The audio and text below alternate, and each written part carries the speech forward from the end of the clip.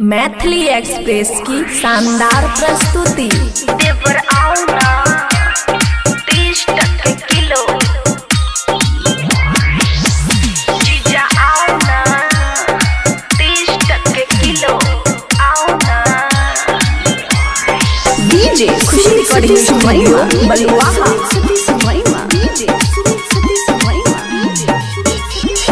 ताजा ताजा फल रसदार छैयो, चीज के चर्चा बाजार छैयो, बाजार छैयो, बाजार छैयो। हे यो ताजा ताजा फल रसदार छैयो, चीज के चर्चा बाजार छैयो। टेबलिया हमर बहिन भैया यो, टेबलिया हमर बहिन भैया यो। 30 टका किलो आम मुंबईया यो, 30 टका किलो आम मुंबईया यो। आओ ना 30 टके। Khushi recording studio Baluaha. DJ Sumit Satish Verma, DJ Sumit Satish Verma, DJ Sumit Satish Verma.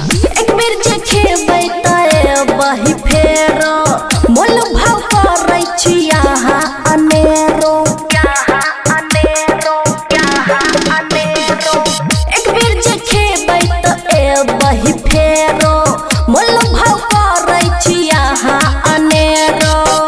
जल्दी जल्दी निकालो रुपैया यो, जल्दी जल्दी निकालो रुपैया यो। 30 टका किलो आम मुंबईया यो, 30 टका किलो आम मुंबईया यो। आओ ना 30 टके। ताजा ताजा ताजा ताजा फल रसदार छैयो। DJ Sumit Satish Verma, DJ Sumit Satish Verma, DJ Sumit Satish. Khushi recording studio बलुआहा।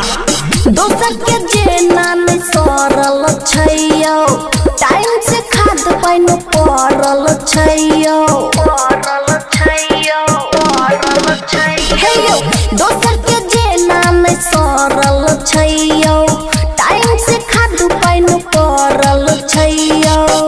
बबुआ राहुल बोहनी करू बढ़िया यो, बबुआ राहुल बोहनी करू बढ़िया यो। 30 टका किलो आम मुंबईया यो, 30 टका किलो आम मुंबईया यो। खुशी रिकॉर्डिंग स्टूडियो बलुआहा।